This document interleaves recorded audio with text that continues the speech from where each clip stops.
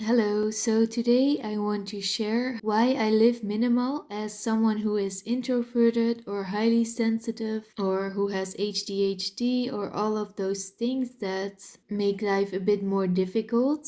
So, in general, it's going to be to live as simply as possible. That's my goal because life is already very complicated and it also seems to get more complicated every year with all of the tasks and the value of money, with the amount of work that we need to be able to keep up with all the prices and all those small daily things like remembering all the passwords we have and those kind of things. So sometimes it's difficult, but I also try to look at the strengths of it. So what it is bringing me, what kind of value it gives me. Even though it often feels like the world is made more for extroverts or people who can be on the go and busy all the time. So, for me, the benefits that I really enjoy are the ability to practice a craft in solitude, and also that it provides me with some thoughtfulness and awareness. And I especially like the fact that I can go into a creative flow very easily. And I really like this flow state, and it is something that has always come to me very easy and naturally. And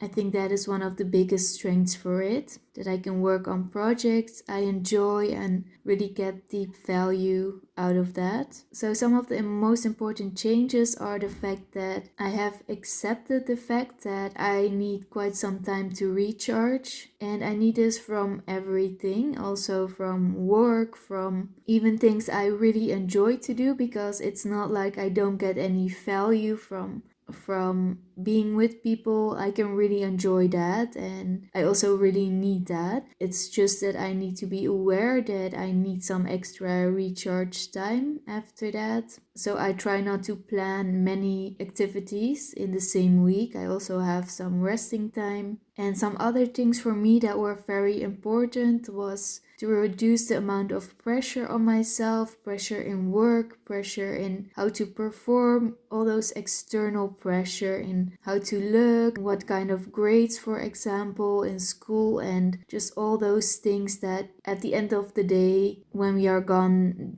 don't even matter at all. And mostly the things that I do for other people or how to be perceived by others, those are not the things that need my attention. So less pressure, keeping it simple, even though this might be misunderstood sometimes by other people. And often they will say like you can do better or things like that. And I know it's well meant, but reducing all those kind of external pressure things was a act of self-love towards myself. So it's not about being able to do better, it's about reducing the stress for external validation. And something else that was important was getting rid of the fear of missing out. I noticed that the things I love doing the most are quite simple, and those are just walks in nature, and I really like the daily routine. So those things that seem very big and impressive, and the whole going out a lot and things that are being encouraged in Hollywood movies and series, those do not mean that much to me. So I was able to let go of the fear of missing out.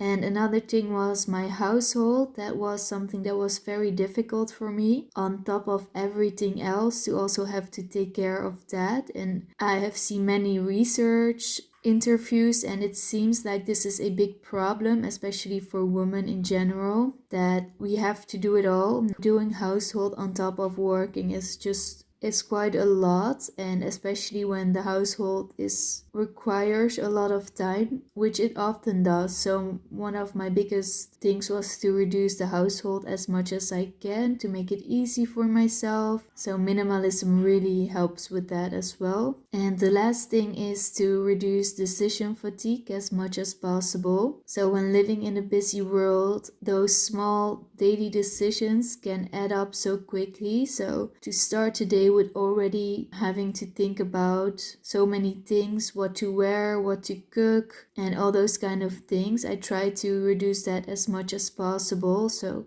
having a minimalist wardrobe really helps with that.